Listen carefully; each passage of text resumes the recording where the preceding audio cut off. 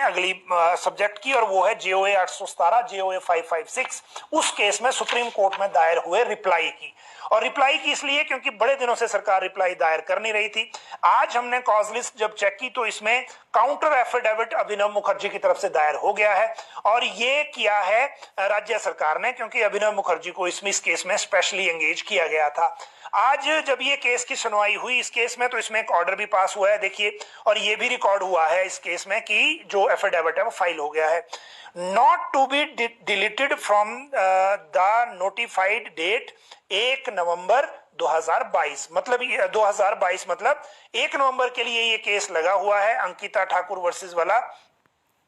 और इसी केस में दोनों पैरा जो थे वो आ गए थे। 556 में एक आ गया था जो हाई कोर्ट का था, पैरा नंबर 33 और 34 दोनों, या 32 और 33 है शायद, और इसीलिए 556 की जो मेरिट रिकास्ट करने का केस सुप्रीम कोर्ट गया था उसी में 817 भी एंगेज हो गया है। और यहां पर्सनल विभाग की ये कोशिश है कि 817 को इससे अलग कर दिया जाए ताकि कम से कम एक भर्ती को प्रोसेस कर लें। लेकिन अगर नवंबर में लगा है तो आप देखिए कि नई सरकार बनने के बाद ये भर्ती हो पाएगी। लेकिन रिप्लाई आज दायर हो गया है, और रिप्लाई के साथ ये भी तय हो गया है कि किसी भी वजह से 1 नवंबर की सुनवाई नहीं टलेगी, चाहे जो मर्जी हो, क्योंकि सुप्रीम कोर्ट ने आज ये एक लाइन रिकॉर्ड कराई है कि इसमें 1 नवंबर को ही सुनवाई होगी, और दोनों केस ये क्लब कर दिए गए हैं। तो ये था जो रिप्लाई। अब रिप्लाई का कंटेंट सामने तब आएगा जब ये दोनों पार्टीज को रिप्लाई की कॉपी मिल जाएगी, और उस टाइम हम इसकी जानकारी आपके साथ साझा करेंगे। अब अगली बात, एनटीटी भर्ती की फाइल लौटा दी है, उसकी बात कर लेते हैं। अभी बड़ा इंपॉर्टेंट मैटर है, और इंपॉर्टेंट इसलिए है क्योंकि जो इस मामले में हमने आपको इससे पहले अपडेट दी थी उसमें थोड़ी नई इंफॉर्मेशन इसमें है। पहली बात तो ये कि लौटाई क्यों है। लौटाई इसलिए है क्योंकि इलेक्ट्रॉनिक्स डेवलपमेंट कॉर्पोरेशन ने वापस एलिमेंट्री डिपार्टमेंट को लिखा है कि क्योंकि अब मॉडल कोड ऑफ कंडक्ट लग गया है तो इस भर्ती को लेकर करना क्या है, इसको लेकर परमिशन कौन देगा, क्या हम इसको अभी नहीं लें, या हम इसको जो है फिर हम बाद में जो इलेक्शन जब खत्म हो जाएंगे उसके बाद लें। दो चीजें इसमें पूछी गई हैं, और इसीलिए अब एजुकेशन अगर इसमें परमिशन लेके दे देगा तो आप समझिए कि इस मैटर को टेकअप किया जा सकता है। लेकिन अगर परमिशन लेके नहीं दिया तो फिर ये मैटर टेकअप नहीं होगा, तो इसके लिए फिर इंतजार करना पड़ेगा।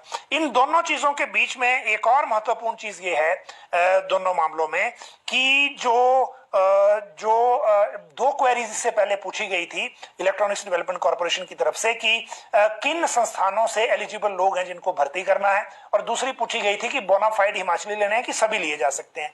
तो डिपार्टमेंट ने रिप्लाई किया था इसमें कि जो 55 उन्होंने लिस्ट दी है इंस्टीट्यूशंस की, वो 55 लिस्ट जो है वो मिल गई है, लेकिन ये लिखा गया है कि 2 साल के डिप्लोमा वाले ही लेने हैं। तो आप अब देखिए कि ये 2 साल वाले डिप्लोमा वाले जो हैं उनकी बात हो रही है, और सिंगल वाले नहीं है। 1 साल वाला उसमें नहीं लिखा गया है अभी, और 2 साल वाले जो हैं वो भी वही लेने हैं जो लिस्ट दी है 55 संस्थानों की उनसे पढ़े हों। इनकी लिस्ट जो है कॉर्पोरेशन ने अपनी वेबसाइट पे डाल दी थी 55 इंस्टीट्यूट्स की, लेकिन बीच में हटा दी क्योंकि कोड लग गया। जब भी भर्ती शुरू होगी दोबारा से वेबसाइट पे आ जाएगी, वहां आप देख सकते हैं। दूसरी बात बोनाफाइड की थी। बोनाफाइड में फिर रिप्लाई डिपार्टमेंट ने ये दिया है कि जैसे क्लास 3 क्लास 4 में सरकार करती है वैसे आप भी करें, और उसमें ये शर्त है कि जो 10वीं और 12वीं हिमाचल में पढ़ा हो तभी वो एलिजिबल होता है, तो वही शर्त इसमें भी लग जाएगी।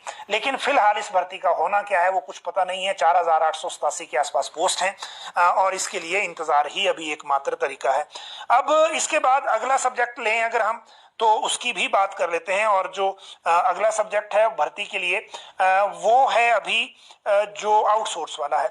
और आउटसोर्स वाले की जानकारी हम आपको इसलिए दे रहे हैं, हमने आपको 6 बजे बताया था कि आउटसोर्स पॉलिसी जो पहले हम कौशल विकास निगम को जानी है ऐसा सोच रहे थे, उस पॉलिसी को अब फाइनेंस ही बना रहा है।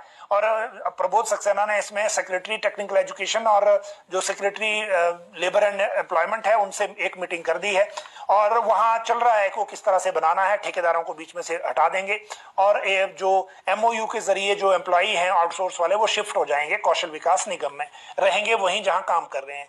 लेकिन आज हाई कोर्ट से एक ऑर्डर आया है बड़ा इंपॉर्टेंट आउटसोर्स को लेकर है, और ये क्योंकि पूरे स्टेट को इफेक्ट करता है इसलिए हम इसकी जानकारी आपको देंगे।